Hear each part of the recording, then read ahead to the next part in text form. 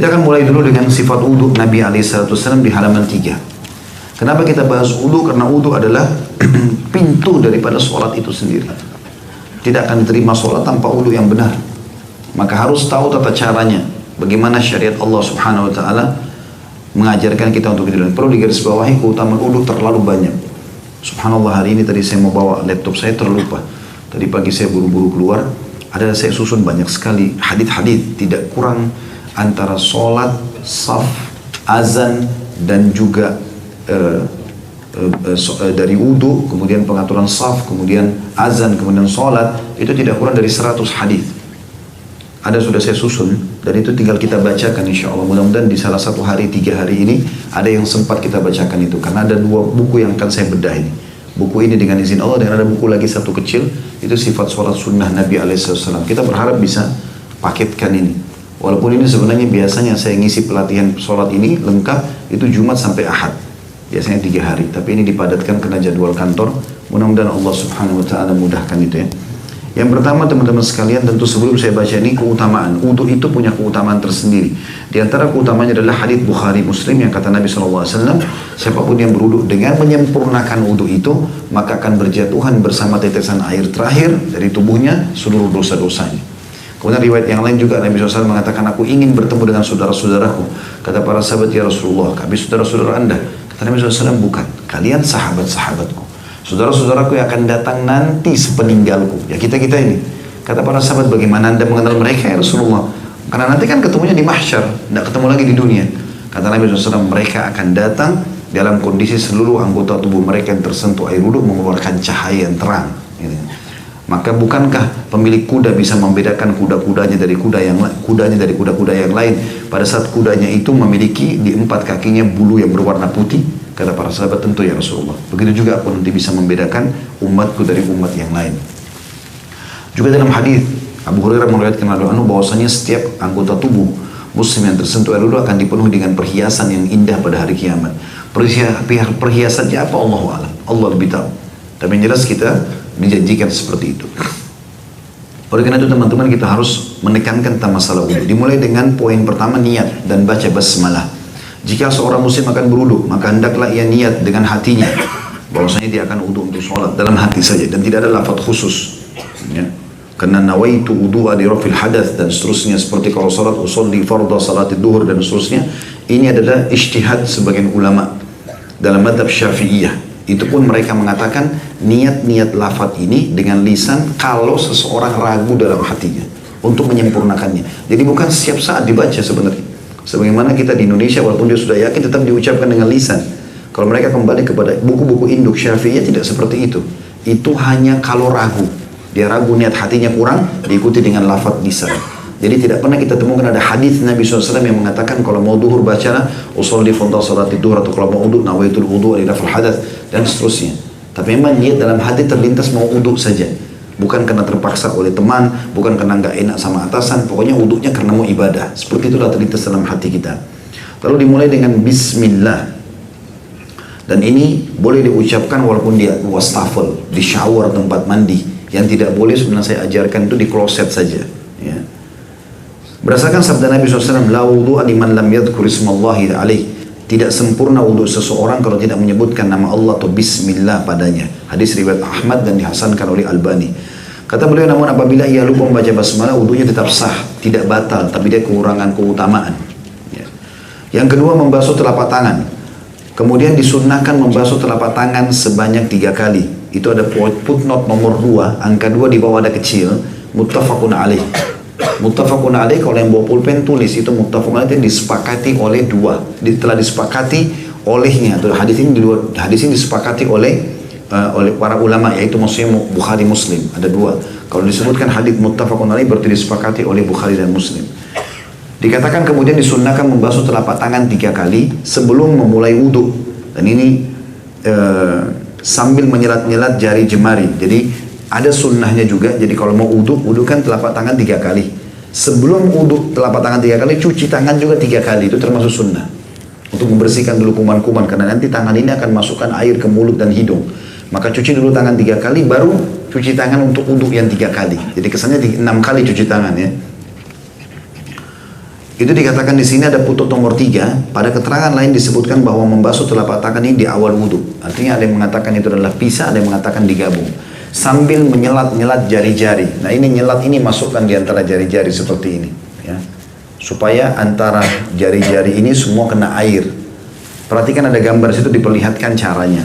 Gambar 1 dan gambar 2. Yang ketiga berkumur-kumur. Kemudian berkumur-kumur. Ada footnote nomor 5. Diambil dari Sunan Al-Baihaqi jilid 1 halaman 52 dengan sanad sahih, yakni memutar-mutar air di dalam mulut. Jadi bukan cuma masuk buang, masukkan ke dalam mulut maksimal air, kumur-kumur, lempar ke kanan bagian dalam pipi, ke kiri, ke atas, ke bawah. Bahkan sebagian ulama sunnah saking menekankan masalah pentingnya kumur-kumur agar semua dosa-dosa dari mulut jatuh, maka dia mengangkat dagunya ke atas untuk kumur-kumur maksimal, baru dia keluarkan. Di sini dikatakan setelah dia mutar-mutar air di mulutnya, baru dia mengeluarkannya. Berapa banyak muslimin ambil air sedikit cuma masuk mulutnya langsung dirudahkan. Maka belum sempurna, karena seluruh rongga mulut dianjurkan untuk dikenakan itu. Sebagaimana hadis Baihaqi ini. Yang keempat, istinsyaq. Istinsyaq adalah menghirup air di hidung. Dihirup, bukan cuma dimasukkan di ujung hidung. Kemudian istinthar di sebelahnya, itu mengeluarkan dengan tangan kiri. Air tadi yang kita hirup dengan kuat, dikeluarkan juga dengan kuat.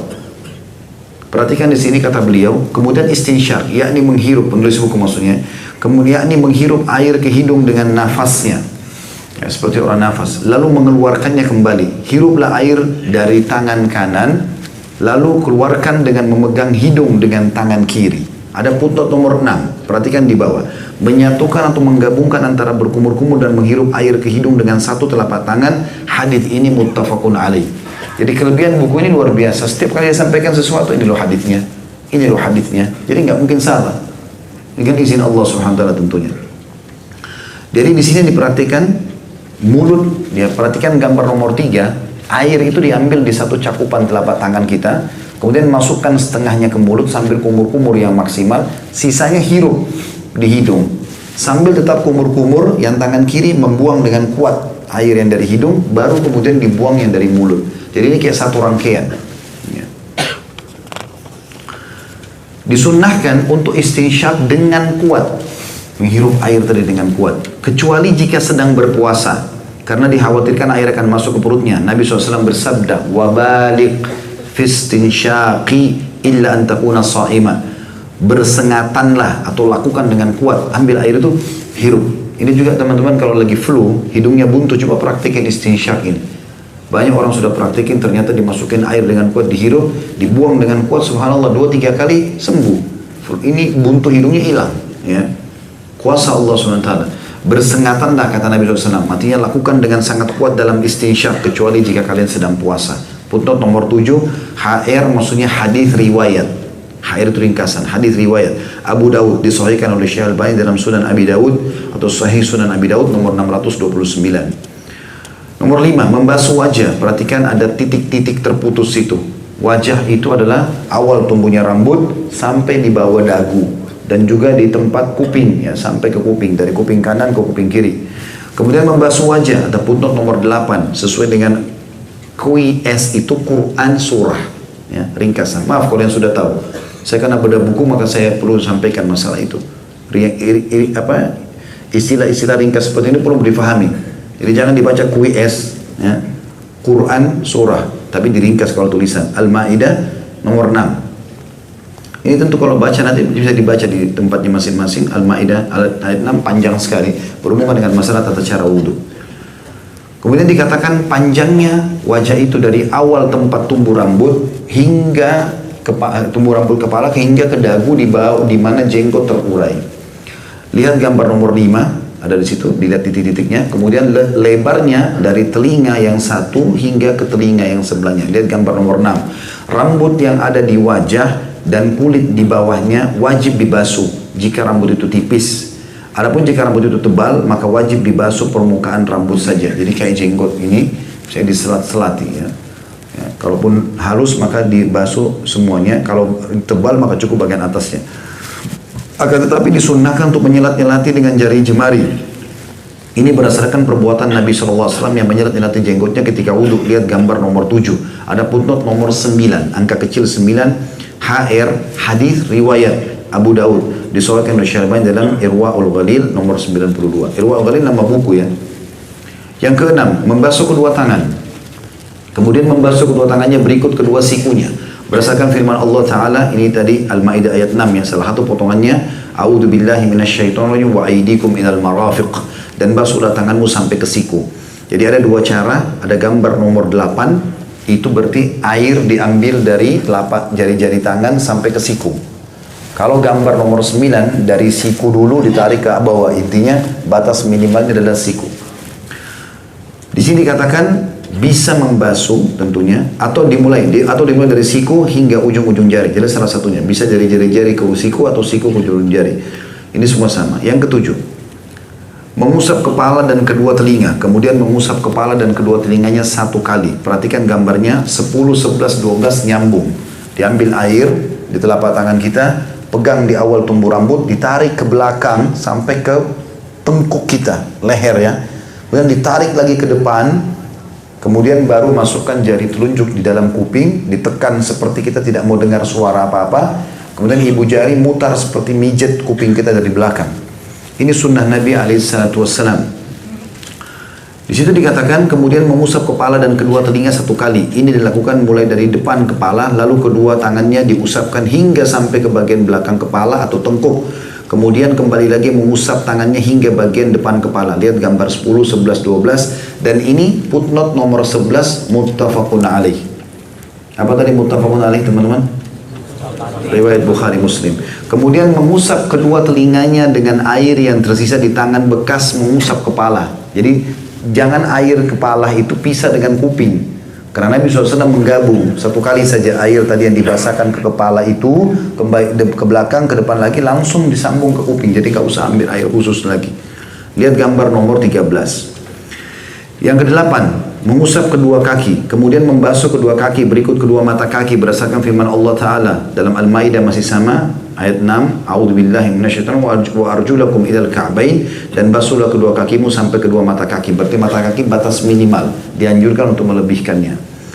Mata kaki adalah tulang yang menonjol di bagian bawah betis. Lihat gambar nomor 14 dan 15. Kedua mata kaki wajib dibasuh. Footnote nomor 13, hadits muttafaqun alaih. Bersamaan dengan membasuh kaki, itu di nomor 14, footnote nomor 14 di bawah, menggosok dan menyati-nyati jari-jari kedua kakinya disebutkan dalam Sahih Sunan Tirmidzi nomor 37. Dengan jari kelingkingnya, boleh dengan tangan kanan atau tangan kirinya. Artinya pada saat bapak-bapak dan ibu sekalian cuci kakinya, maka dari mata kaki pastikan kena sampai ke seluruh bagian. Biasanya juga tumit ya, kalau agak pecah-pecah itu harus diselati air diantaranya supaya masuk air, kena. Kemudian juga jari-jari tangan dimasukkan ke jari-jari kaki. Terus dikatakan orang yang tangan atau kakinya terputus, maka ia wajib membasuh bagian anggota badan yang tersisa, yang termasuk wajib dibasuh. Apabila tangan dan kakinya seluruhnya terputus, maka ia hanya wajib membasuh ujungnya saja. Jadi ada orang Masya Allah, Subhanallah terputus tangan dan kakinya, maka ini diusap saja bagian yang bisa disentuh. Yang kesembilan, membaca doa. Setelah selesai wudhu, maka membaca doa, Asyhadu an la ilaha illallah wahdahu la syarikalah, wa asyhadu anna Muhammadan abduhu wa rasuluh, Allahumma ja'alni minat tawwabin wa ja'alni minal mutatahhirin. Doa ini sudah kita pelajari kemarin ya. Terjemahnya, aku bersaksi bahwasanya tidak ada ilah atau Tuhan yang berhak disembah atau diibadahi dengan benar kecuali Allah semata, tidak ada sekutu baginya, dan aku bersaksi bahwasanya Muhammad adalah hamba dan rasulnya. Ya Allah, jadikanlah aku termasuk orang-orang yang bertobat, dan jadikanlah pula aku termasuk orang-orang yang membersihkan diri. Hadis ini di nomor 15 HR hadis riwayat Muslim. Adapun lafaz Allahumma ja'alni minat tawwabin adalah diriwayatkan oleh Tirmidzi dan disahihkan oleh Syalbani dalam Irwaul Ghalil nomor 96. Yang ke-10 adalah wudhu dengan secara tertib. Orang yang berwudhu wajib membasuh anggota-anggota wudhunya secara berurutan atau tertib dan berurut-urut, yakni jangan menunda-nunda membasuh satu anggota wudhu dengan hingga wudhu yang lainnya yang sudah dibasuh sebelumnya, atau yang dimaksudkan sini hingga anggota wudhu yang sudah dibasuh sebelumnya mengering. Jadi usahakan semuanya diselesaikan dalam satu rangkaian. Yang ke-11, mengeringkan dengan handuk. Dibolehkan mengeringkan anggota-anggota wudhu dengan handuk dan lainnya setelah wudhunya selesai. Sekarang kita masuk ke sunnah-sunnah wudhu. Yang pertama, disunnahkan bersiwak atau bisa menyikat gigi ketika berwudu, yakni sebelum memulai wudu, berdasarkan sabda Nabi SAW, laula an asyukka ala ummati la amartum bisiwaki ma'a kulli wudu. Seandainya aku tidak khawatir memberatkan umatku, niscaya aku perintahkan mereka untuk bersiwak atau menyikat gigi setiap hendak wudu. HR di bawah pun nomor 16, Ahmad, atau hadis riwayat Ahmad disahihkan oleh Syekh Albani dalam Irwa Al-Ghalil nomor 70. Jadi menggosok gigi, kalau tidak ada, kata sebagian ulama, kalau tidak bisa gosok gigi kayak lagi di kantor gini, nggak ada bawa siwak, maka minimal masukkan jari telunjuk untuk membersihkan gigi, ya, sehingga membantu nanti pada saat sholat berzikir kepada Allah, membaca Al-Fatihah dan seterusnya, baca Al-Quran atau berbicara sama orang tidak akan mengganggu dengan bau mulut itu. Yang kedua, disunnahkan kepada seorang muslim untuk membasuh kedua telapak tangan 3 kali sebelum atau di awal melakukan wudu, ya. Tadi sudah kita bilang, jadi seperti 6 kali dia saat cuci tangan. 3 kali pertama selain wudu itu adalah sunnahnya, sebagaimana telah diterangkan, lihat gambar 1 dan 2, kecuali apabila ia baru bangun dari tidur. Kalau baru bangun dari tidur, maka ia diwajibkan membasuh kedua telapak tangannya 3 kali sebelum wudu, karena terkadang di tangannya ada kotoran atau najis sedangkan ia tidak menyadarinya. Hal ini berdasarkan sabda Nabi SAW, idza staiqadha ahadukum min naumi fala yaghmis yadahu fil ina'i hatta yaghsilaha thalathan fa innahu la yadri aina batat yaduhu. Apabila salah seorang dari kalian bangun dari tidurnya, dan janganlah ia mencelupkan tangannya ke dalam bejana hingga ia terlebih dahulu mencuci keduanya 3 kali, karena ia tidak tahu di mana tangannya menginap tadi malam. Ada putun nomor 17 HR hadis riwayat Muslim. Jadi maksudnya kalau bangun tidur wajib cuci tangan, ya. Pernah ini ada orang yang mengolok-olok hadis ini di Irak di zaman dulu. Dia mengatakan, memang ada apa dengan tangan saya? Kan tidak apa-apa. Subhanallah, besok paginya dia bangun dan dia bertobat, akhirnya dia temukan, maaf, tangannya ada di duburnya. Makanya sunnah Nabi SAW sebelum aktivitas sebab pada saat bangun tidur cuci dulu telapak tangan. Ya, ini mirip juga dengan memasukkan air ke hidung pada saat bangun tidur. Siapapun yang bangun tengah malam ngantuk, ada waswas syaitan, kecuali memang kita kurang tidur, ya. Tapi kalau kita sudah tidur cukup, normal tidur itu 3 jam ke atas sudah cukup. 3 sampai 6 jam itu sudah sangat bagus. Kalau sudah 3 jam ada tidur masih mengantuk, mau bangun sholat, maka coba ambil air masukkan ke hidungnya. Jadi seperti itu disentuhkan, ataupun mau istinsyak dihirup bagus. Kata Nabi SAW, siapa yang bangun tidur maka semestinya dia mencuci hidungnya, karena syaitan bertengkar di situ. Yang ketiga, disunnahkan untuk bersungguh-sungguh dalam istinsyak, tadi menghirup air di hidung, yakni melakukannya dengan kuat sebagaimana telah dijelaskan. Yang keempat, ketika membasuh wajah disunnahkan untuk menyelat-nyelati rambut yang ada di wajahnya, apabila rambut itu tebal sebagaimana diterangkan, lihat gambar nomor 7. Yang kelima, sunnah Nabi SAW juga ketika membasuh tangan atau kaki disunnahkan untuk menyelat-nyelati jari jemari berdasarkan sabda Nabi SAW, wa khallil bainal asabi', dan selat-selatilah antara jari jemari. Untuk nomor 18 HR hadis riwayat Abu Daud disahihkan oleh Albani atau Syekh Albani dalam Sunan Abi Daud nomor 629. Yang keenam, disunnahkan untuk membasuh anggota wudhu yang kanan terlebih dahulu, yakni tangan atau kaki kanan dahulu sebelum tangan atau kakinya yang kiri. Yang ketujuh, disunnahkan untuk membasuh anggota wudhunya 2 kali atau 3 kali dan tidak boleh lebih dari 3 kali. Adapun kepala tidak usah diusap kecuali 1 kali saja. Disunnahkan untuk tidak berlebihan atau tidak boros dalam menggunakan air wudhu, karena Rasulullah SAW berwudhu 3 kali lalu beliau bersabda, man zada faqad asa'a wa zalam. Barang siapa yang menambah lebih dari 3 kali maka dia telah berbuat buruk dan zalim. Hadis pundok nomor 19, hadis riwayat HR Abu Daud disahihkan oleh Syekh Albani dalam Sahih Sunan Abi Daud nomor 123. Jadi di sini teman-teman saya sarankan kalau buka keran air, buka pelan-pelan, ya, jangan boros dan dipakai secukupnya. Dan pada saat misalnya dia lagi tidak butuh transisi dari satu gerakan pindah anggota tubuh ke anggota tubuh yang lain, matikan dulu. Seperti misalnya kalau kita mau basuh kepala, tunggu untuk kaki, matikan dulu kerannya. Jalan besar-besar air mubadzir. Ini tidak boleh. Mubadzir dengan ini dilarang oleh Nabi SAW. Kemudian hal-hal yang membatalkan wudhu. Wudhu seorang muslim batal dengan sebab beberapa perkara berikut ini. Yang pertama, ada yang keluar dari 2 jalan, kubul dan dubur. Kubul adalah kemaluan, dubur adalah bagian belakang, berupa air kecil ataupun berupa air besar ataupun buang air kecil. Yang kedua, kentut atau mengeluarkan angin. Yang ketiga, hilang kesadaran, baik disebabkan gila, pingsan, mabuk atau tidur nyenyak, di mana seseorang tidak akan sadar apabila ada sesuatu yang keluar dari 2 kemaluannya. Kata ulama, umumnya ulama fikih mengatakan kalau tidur terlentang. Kalau tidur duduk, dia masih setengah sadar, mudah untuk bangun. Tapi kalau tidur sambil tidur, ini kemudian dia sudah lelap, berarti sudah batal wudhunya. Adapun tidur yang ringan yang tidak menghilangkan seluruh kesadaran manusia, maka hal itu tidak membatalkan wudhu. Kemudian yang keempat, meraba kemaluan dengan tangan disertai syahwat, baik kemaluan dirinya sendiri ataupun kemaluan orang lain. Misal dia menyentuh kemaluan anaknya, kalau ibu-ibu ya, tetap aja batal, nggak boleh kalau tidak ada pelapisnya. Ini berdasarkan sabda Nabi SAW, man massa farjahu falyatawadda. Barang siapa yang menyentuh kemaluannya maka hendaklah ia berwudu. Ada footnote nomor 20 HR hadis riwayat Ibnu Majah disesuaikan oleh Syekh Al-Albani dalam Irwaul Ghalil nomor 117. Yang kelima, memakan daging unta. Karena Nabi SAW pernah ditanya, apakah aku harus berwudu karena memakan daging unta? Maka Rasulullah SAW menjawab, na'am, benar. Footnote nomor 21 HR hadis riwayat Muslim. Makan babat, hati, lemak, ginjal atau perut besarnya juga membatalkan wudhu karena serupa dengan memakan dagingnya. Adapun meminum susu unta tidak membatalkan wudhu karena Rasulullah SAW pernah menyuruh sekelompok orang untuk meminum susu unta zakat atau sedekah dan beliau tidak memerintahkan mereka untuk berwudhu setelah itu. Footnote nomor 22 hadits muttafaqun alaih. Sebagai bentuk kehati-hatian maka seyogyanya seseorang berwudhu ketika telah minum kuah daging unta. Untuk di sini kita tidak makan ya, tapi kalau teman-teman lagi pergi umroh atau haji, makan daging unta, coba. Karena Nabi SAW pernah memakan dagingnya. Kalau kita lihatkan, karena itu Nabi pernah makan dapat pahala. Dagingnya sangat enak gitu kan.